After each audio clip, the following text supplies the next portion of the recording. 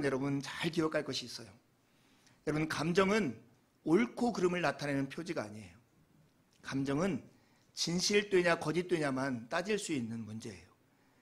마치 감정은 우리 몸에, 우리의 인격에, 우리의 생각에 온도계와 같이 내 상태가 지금 어떠한가를 보여주는 표시에 불과해요. 그래서 그리스도인들은 어떤 감정이 들 때 그 감정이 나다라고 생각하는 동일시를 하면 안 됩니다. 오히려 그 감정을 딱 붙들고 하나님의 진리의 거울에 이것을 비춰서 이 감정이 타당한가 하는 것을 살피고 말씀을 기준으로 교정해야 하는 것이 우리의 일인 거예요. 우리가 하나님과 함께 살아가는 많은 삶 가운데 실패하는 이유가 뭐냐면 우리의 감정에 속아서 하나님을 오해하는 데 있습니다. 제가 이번 주에 읽은 글 중에 박완서라고 하는 소설가가 쓴 유쾌한 오해라고 하는 글이 있었어요. 한참 오래된 일 같아요. 박완서 씨가 3호선이 개통된 때에 3호선을 탄 거예요. 이 무더운 여름날 3호선을 타니까 1호선, 2호선보다 훨씬 더 지하철이 시원한 거예요. 그래서 기쁜 마음에 딱 앉아있는데 조금 있더니 이렇게 뚱뚱하고 나이 든 아저씨 한 분이 자기 옆자리를 떡 앉았는데 철푸덕하고 앉았어요. 근데 앉으면서 자기 치맛자락을 이렇게 밟고 앉은 거예요. 그래서 힘을 내서 이렇게 치맛자락을 빼려고 했더니 빠지지 않아요. 그래서 빼면서 이렇게 눈총을 계속 쏘는데도 그 아저씨는 정말 무감각해서 자기의 말을 알아듣지 못하는 거죠. 그래서 어쩔 수 없이 이 아저씨를 쿡쿡 찌르면서 치마가 끼었다고 하니까 이 아저씨는 엉덩이를 살짝 들어주면서 다시 앉는 거예요. 박 아저씨가 이렇게 치마를 딱 꺼낸 다음에 바라봤는데 이 아저씨는 미안한 마음 하나도 없이 여전히 앉아있는데 워낙 등치가 크고 이렇게 뚱뚱해서 이렇게 가만히 있는데도 이 끈적끈적한 피부에 여름날의 땀이 자기에게 전해오는 아주 불쾌한 마음이 들었어요. 무슨 이런 남자가 있어 하면서 이제 그 남자에 대해서 서운한 마음을 가지고 있을 때 내가 이 생각에 빠져있지 말자, 좋은 장면 봐야지 하면서 앞을 봤더니 흰색 드레스를 입은, 흰색 원피스를 입은 한 여자가 아주 특이한 모자를 쓰고 있는 거예요. 막 동화 속에 나오는 그런 모자인데 보라색 체향이 있는 모자를 쓰고 있는데 이 아줌마에게는 조금 작아 보이는 그 모자였지만 되게 예쁘고 액세서리가 화려했어요. 그래서 박완서 씨가 그것을 보면서 참 예쁘다, 잘 어울린다 이러고 있는데 갑자기 옆에 있던 이 50대 아저씨가 자리에서 훅 일어나더니 그 아줌마를 향해서 이렇게 손을 이렇게 저으면서 여기 와서 앉으라고 이렇게 말을 하는 거예요. 이 박완서 씨 마음에 저 이상한 사람이 저렇게 예쁜 사람한테 손짓하면서 앉으라고 하는 게 혹시 흑심이 있는 게 아닐까? 이런 마음까지 들면서 이걸 지켜보는데 이 아줌마가 이렇게 한참 사양을 하다가 이 아저씨가 계속 오라고 하니까 그 자리를 앉게 되었어요. 근데 앉는데 보니까 이 아줌마가 만삭이었던 거예요. 박완서 씨는 이 화려한 모자를 보면서 이 여인이 만삭이었다는 것을 보지 못하고 있는 사이에 그 뚱뚱한 아저씨는, 그 무심해 보이고 무감각해 보이던 아저씨는 그 여인이 만삭이었다는 걸 알고 그 아줌마한테 이 자리를 내어주는 거예요.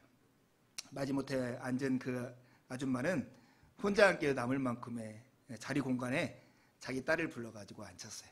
두 딸이 그 자리에 같이, 한 명은 무릎 위에 한 명은 옆자리에 앉아가지고 그 가게 되었어요. 박완서 씨가 보면서 자기가 오늘 하루 종일 유쾌한 오해를 했더라고 하면서 그가 이렇게 얘기해요. 다시 한번 쳐다본 그 남자는 듬직하고도 근사해 보였다. 그 전에 정말 무감각하고 무심하고 자기 치마를 깔고 앉고 그 땀을 옆 사람에게 묻히는 이 사람이 그렇게 근사하고 듬직해 보였다는 거예요. 매우 만족스러운 듯한 표정이었다. 그도 그럴 것이 자기 한 몸이 자리를 내어줌으로써 새 식구를 앉힐 수가 있었으니 흐뭇할 수밖에. 이 세상 사람들이 다 나보다 착해 보이는 날이 있다 라고 박완서 씨가 쓰고 있어요. 여러분, 사람은 우리가 살아다 보면 각 사람의 형편이 우리의 눈에 못마땅해 보이긴 할 때가 참 있죠. 그렇지만 그 사람의 사정과 그럴 수밖에 없는 형편들을 보면 이해가 되는 장면이 있습니다. 그래서 우리가 쉽게 사람을 판단하고 쉽게 정죄하지 말아야 할 이유가 여기 있습니다. 그런데 여러분, 이러한 유쾌한 오해보다 더 큰 오해를 우리가 하고 살 때가 참 많아요. 하나님에 대한 오해예요. 오늘도 우리가 지금까지 지녔던 하나님에 대한 오해가 하나님의 본심을 알아서 유쾌한 오해가 되는 그런 날이 되기를 참 바랍니다. 오늘 낙심과 우울에 빠졌던 이 엘리야를 향해서 하나님께서 어떻게 행하시는가에 우리가 주목합시다. 첫 번째 하나님께서 엘리야에게 행하는 장면이 뭐냐면 질문하는 거예요. 그 질문의 내용이 엘리야야 네가 어찌하여 여기 있느냐 하는 질문이었어요. 엘리야가 브엘세바라고 하는 그 유대라고 하는 땅의 가장 남쪽 지역에서 자기의 사환, 자기의 비서를 돌려보낸 다음에 자기 혼자서 하룻길을 걸어서 광야까지 갑니다. 하룻길을 갔다는 것은 지쳐서 이제는 더 이상 걸을 수 없는 거리까지 갔을 거예요. 거기에 들판에 있는 한 그루밖에 없는 로뎀나무를 우리식으로 하면 쌀이비 나무예요.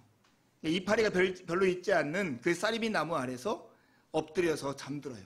하나님한테 요청해요. 하나님, 이제는 끝난 것 같아요. 내가 죽었으면 좋겠습니다. 이렇게 말을 하나님한테 요청을 하는 것입니다. 그리고 잠들어 버렸어요. 그때 하나님께서 천사를 통해서 그에게 숯불로 구운 빵과 물을 갖다 주면서 어루만지세요. 엘리야 일어나서 먹어라. 엘리야야 일어나서 먹어라. 두 번씩이나 그렇게 한 끝에 그 음식을 힘입어서 40주야를 걸어서 하나님의 산 호렙에 이르게 됩니다. 그때 하나님께서 호렙의 동굴 속에 들어가 있는 엘리야에게 나타나서 하셨던 첫 번째 말이 이거예요. 엘리야야, 네가 어찌하여 여기 있느냐? 어찌하여 여기 있느냐? 어찌하여 여기 있느냐? 목숨을 걸고 사역했지만, 목숨을 다하여 사역했지만 이스라엘 백성들은 회개하지 않았고 이세벨은 오히려 자기 목숨을 죽이려고 쫓아다니고 있는 그런 상황에서 이제는 자기 삶의 사역이 모두 다 끝났다라고 생각하는 그 시점에서 엘리야는 자기 목숨을 부지하기 위해서 지금 동굴로 숨어 들어간 것입니다. 이 동굴이라는 것은 잠을 자기 위한 엘리야의 장소였긴 하지만 엘리야의 상황을 보면 엘리야가 자기의 생명을 부지하기 위해서 들어갔던 그 장소였던 것입니다. 여러분, 인간에게 일어나는 두려움이든 조급함이든 낙심이든 우울이든 비통함이든 이런 모든 감정은 사실은 우리를 죽이려고 하는 감정은 아니에요. 우리를 보호하려고 하는 감정들이죠. 하지만 어떤 부정적인 감정들은 우리를 보호하려고 하는데 오히려 우리를 죽이는 데 이르게 하는 감정들이 있어요. 우울함도 마찬가지예요. 이 엘리야가 살기 위해서 하나님께 죽여달라고 말을 했지만 정작 이세벨에게 생명을 보존하려고 달아났고 이곳에서 자기가 하나님 앞에 변명하는 장면을 봐서도 결국 살고 싶었던 것이 분명합니다. 여러분 10절 말씀을 함께 읽어보겠습니다. 시작. 그가 대답하여 내가 만군의 하나님 여호와께 열심히 유별하오니 이는 이스라엘 자손이 주의 언약을 버리고 주의 제단을 헐며 칼로 주의 선지자를 죽여 싸움이며 오직 나만 남았거늘 그들이 내 생명을 찾아 빼앗으려 하나이다. 예, 여러분 지금 엘리야가 살고 싶은 마음에 지금 이렇게 낙심과 우울과 동굴 안으로 숨어 들어갔다는 것이 분명한 것이죠. 낙심의 동굴. 우리가 낙심과 우울 가운데 동굴에 숨어 있다면 우리가 어떤 공격으로부터 우리의 생명을 보존하고 싶은가 우리 자신을 살펴봐야 돼요. 왜 나는 침체되고 누군가 만나지를 않으려고 하고 내 자신을 이 낙심의 동굴에 숨어서 내가 피하고 있는가? 어떤 기대를 가지고 있기 때문에 무엇이 무서워서 내가 이러고 있는가를 스스로 살펴보는 지혜가 있기를 바랍니다. 하나님은 이 낙심의 동굴 안에 있는 엘리야를 밖으로 나오게 하십니다. 하나님이 엘리야에게 내가 네 앞을 지나갈 것인데 너는 동굴 밖으로 나와서 산 위에 서라고 말씀하세요. 하나님은 강한 바람, 산을 흔드는 바람을 보내시고 지진을 일으키시고 그 다음에 불을 나타내세요. 여러분, 이 강한 바람과 지진과 불은 하나님께서 구약 성경에 나타나실 때마다 임재하실 때마다 나타나는 배경음악과 같았어요. 하나님의 임재가 나타나는 곳에는 강한 바람과 지진과 불로서 하나님이 이곳에 함께 하시다는 것을 보여주는 그런 상징들이었어요. 엘리야는 여전히 동굴 안에 있어요. 동굴의 문 사이에 그 틈으로 어쩌면 이렇게 빼꼼히 밖을 내다보면서 하나님이 지나시는가를 이렇게 보고 있었을지도 몰라요. 그런데 하나님은 이 강한 바람에도 지진에도 불에도 계시지 않았습니다. 이 모든 것이 지나간 다음에 정막과 같은 침묵이 흐르고 세미한 소리가 들려오기 시작했습니다. 하나님은 그 소리와 함께 엘리야에게 다시 말씀하세요. 엘리야야, 네가 어찌하여 여기 있느냐? 엘리야야, 네가 어찌하여 여기 있느냐? 어쩌면 이 음성은 엘리야에게 이런 질문이었을 거예요. 너는 네 생명을 어떻게 보존하고 싶어서 이 낙심의 동굴에 숨어 있느냐? 이 낙심의 동굴에 숨으면 네 생명이 보존되겠느냐? 무엇이 있으면 너를 보존하고자 하는 이 동굴 안에 숨으면 네가 안전하고 평안을 누리겠느냐? 이렇게 묻는 것과 같아요. 이 세미한 음성과 함께 이 엘리야가 굴 밖으로 나옵니다. 늘 엘리야 마음속에는 지진이나 강한 바람이나 불 가운데만 하나님이 계실 거라고 생각했을지 몰라요. 그런데 그가 상상할 수 없고 이런 곳에는 분명히 하나님은 계시지 않을 거야 하는 그 세미하고 정직에 이르는 그 장면 가운데 하나님은 나타나셔서 당신의 뜻과 계획을 말씀하고 계십니다. 분명 그곳에는 없을 것 같은 고요한 침묵 속에 하나님은 당신이 존재함을 엘리야에게 그대로 보여주신 것입니다. 물 위를 걷다가 거센 바람을 보고 무서운 생각이 들어서 물 안으로 빨려 들어갔던 베드로처럼 엘리야 역시 이세벨을 보고 난 다음에 두려움 가운데 낙심의 동굴로 스며 들어갔어요. 그러나 하나님은 이런 엘리야를 포기하지 않고 엘리야가 낙심의 동굴, 우울의 동굴 가운데 여전히 머물도록 하지 않으시고 그를 집요하게 설득해서 그 밖으로 나오도록 이끄시는 분이 하나님이십니다. 여러분, 동굴 안에 엘리야와 동굴 밖의 엘리야를 비교하면 가장 큰 차이는 이것입니다. 동굴 안에서 엘리야는 이세벨이라는 거울 앞에 서서 살고 있었습니다. 이세벨이 자기를 어떻게 보는지, 이세벨이 자기에게 어떻게 할 것인지, 이세벨에게 자기가 살기 위해서는 어떤 행동을 해야 할 것인지를 늘 고민하고 살았습니다. 동굴 밖에선 이 엘리야는 이제는 하나님이라는 거울 앞에서 서서 살게 되었습니다. 하나님이 자기를 어떻게 바라보시는지, 하나님이 자기에게 어떻게 행하려 하시는지, 그리고 그 행하시는 하나님 앞에 내가 어떻게 행동해야 맞는 것인지를 드디어 깨닫게 된 것입니다.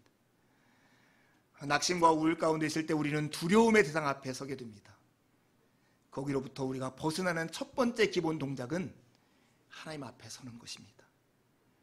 우리를 위하시고 우리를 어루만지시고 세미한 음성 가운데서도 우리에게 나타나셔서 우리에게 가까이 하기를 원하시는 그분, 그 하나님 앞에 단독자로 서는 것, 그것이 우울과 낙심을 이기는 지름길이고 가장 첫 번째 동작입니다. 사랑하는 여러분, 여러분이 낙심과 우울 가운데 있습니까? 지쳐서 힘든 가운데 있습니까? 그때 여러분, 사람과 사람 사이에 거리를 두고 스스로 고독 가운데 여러분을 맡기면서 하나님과만 1대1로 만나는 시간들을 가지시길 바라요. 그 자리에서만 여러분이 두려워하는 모든 것들은 사라져버리고 여러분을 위하시고 생명을 주시면서까지 우리를 살리시는 그리스도의 은혜 가운데 나타내주신 하나님의 선하심을 바라볼 수 있는 그런 은혜를 여러분 경험할 수 있는 것입니다. 나는 누구의 눈앞에 살고 있는가? 어떤 거울 앞에 살고 있는가? 우울함 가운데 있는 우리가 던져야 할 첫 번째 질문인 것입니다. 대표 기도를 맡기면 그 많은 성도들이 힘들어하고 어려워합니다. 심지어 오늘 기도한 제 아내조차도 기도를 준비하면서 매우 힘들어합니다. 여러분, 이거 잘 생각해 보세요. 힘들어하는 여러분이 혼자 하나님 앞에 기도할 때 이만큼 힘듭니까? 그렇지 않다면 우리가 하나님을 의식해서 기도하는 것이 힘든 게 아니라 우리의 기도를 듣고 있는 사람들을 의식하기 때문에 힘든 것입니다. 여러분, 우리가 사람들 앞에 살면 우리의 마음은 늘 두려움과 우울 가운데 사로잡힐 수밖에 없어요. 그러나 사랑하는 여러분, 하나님 앞에 서면 우리의 삶은 하나님의 진리 앞에 살게 되고 하나님의 뜻 앞에 살게, 하나님의 주시는 평안을 누리며 살게 되는 것입니다. 하나님 앞에 섰다면 두 번째 우울을 이기는 매우 중요한 동작이 있습니다. 그것은 하나님 앞에서 하나님의 높고 위대하심을 바라보는 것입니다. 오늘 세미한 음성으로 다가오신 하나님께서 엘리야에게 당신의 계획을 말씀하세요. 하무엘에게 기름을 부어 아람 왕, 이스라엘 주변을 한 크고 강한 나라의 왕을 세우라고 말씀하시고, 예후에게 기름을 부어서 이스라엘의 왕이 되게 하라고 하시고, 엘리사에게 기름을 부어서 너를 잇는 선지자가 되게 하라고 말씀하세요. 그러면서 하나님의 계획이 이것이었습니다. 이 하무엘이 죽이지 못한 사람을 이 예후가 죽이고, 예후가 죽이지 못한 사람을 엘리야가 죽일 것이다. 그 죽이는 사람은 바로 바알을 섬기고 바알에게 무릎을 꿇는 사람들이었어요. 하나님의 이런 큰 계획을 남겨주면서 오직 홀로 남았건을 말하는 엘리야에게 하나님께서 이렇게 말씀하세요. 하무엘이 못한 일을 예후가 하고 예후가 못한 일을 엘리사가 하는데 엘리사가 못하는 일을 위해서 내가 7,000명이라는 사람을 남겨두었다. 바알에게 무릎 꿇지 않는 7,000명의 사람, 내가 계획하고 내가 뜻하는 일은 결코 실패하지 않고 이룰 것이라고 하는 것을 하나님께서 분명하게 당신의 뜻과 계획을 보여주셔요. 그리고 엘리야에게 너는 이 큰 나의 계획 속에서 너의 할 일을 해라. 바로 기름 부어서 그 사람들을 세우라고 말씀하고 있는 것입니다. 사랑하는 여러분, 우울을 이기는 가장 중요한 우리 안의 수단 중에 하나가 뭐냐면 할 일을 찾는 거예요. 언제 우리가 낙심하고 우울합니까? 할 일이 없을 때 그래요. 내가 해야 할 일, 의미 있는 일, 내가 맡은 바 사명이 무엇인지를 알면 결코 우울하거나 낙심하지 않습니다. 오늘 엘리야를 다시 일으키는 힘도 마치 하나님이 엘리야에게 준 사명, 그가 해야 할 일들이었어요. 우울을 이기고 싶다면 여러분, 하나님의 크신 이야기 속에서 여러분이 해야 할 마땅한 일들을 찾아 그 일에 헌신하기를 바랍니다. 여러분, 오늘 본문에 나타나는 하나님의 크심은 모든 신들보다 크신 왕, 모든 만왕의 왕보다 크신 왕이라는 사실을 우리가 확인할 수 있습니다. 시편 95편 3절에 나타난 것처럼 여호와는 크신 하나님이시요 모든 신들보다 크신 왕이시기 때문이로다. 한 그 고백과 같은 그 고백이 오늘 본문에 나타나 있어요. 하나님은 바람이나 지진이나 불과 같은 위대하고 큰 사건 통해서만, 그런 위대하고 영광스러운 모습에만 존재하시는 분이 아니라 세미한 음성 가운데서 계시는 위대하신 아버지이십니다. 하나님은 우리의 개인의 인생에 때만 관여하시는 분이 아니라 세계 역사를 움직이고 우리 주변에 강한 자의 왕을 세우기도 하고 폐하시기도 하는 위대한 왕이십니다. 하나님의 위대하심은 하나님의 연약함 가운데 가장 잘 드러나죠. 세미한 음성 가운데 드러난 하나님의 위대하심이야말로 우리가 찬양하지 않을 수 없는 하나님의 크고 위대하심입니다. 이 모습을 가장 분명하게 드러내는 것이 예수 그리스도의 십자가이십니다. 하늘 보좌를 버리시고 이 땅에 오신 예수 그리스도의 모습은 천지를 창조하시고 당신의 뜻대로 온 우주 만물을 다스리시는 아버지께서 우리와 같은 미물들을 구원하기 위해서 친히 우리의 죄를 담당하시는 자리에 오셨다고 하는 것입니다. 그러기에 여러분, 우리가 어떠한 자리에 있든지 어떤 연약하고 비참한 자리에 있든지 낙심하지 말고 우울해하지 마십시오. 우리가 그렇게 하고 있는 그 자리까지 주님은 충분히 찾아오시는 분이시고 천사를 통해서 엘리야를 어루만지셨던 것처럼 우리를 어루만지시는 아버지이시기 때문입니다. 여러분, 지구가 태양의 주위를 돌듯이 우리의 삶은 하나님을 중심으로 돌게 되어 있습니다. 이것을 인정하지 않고 하나님의 크심과 위대하심을 알지 못하면 우리는 하나님이 주시는 평안을 누릴 수 없습니다.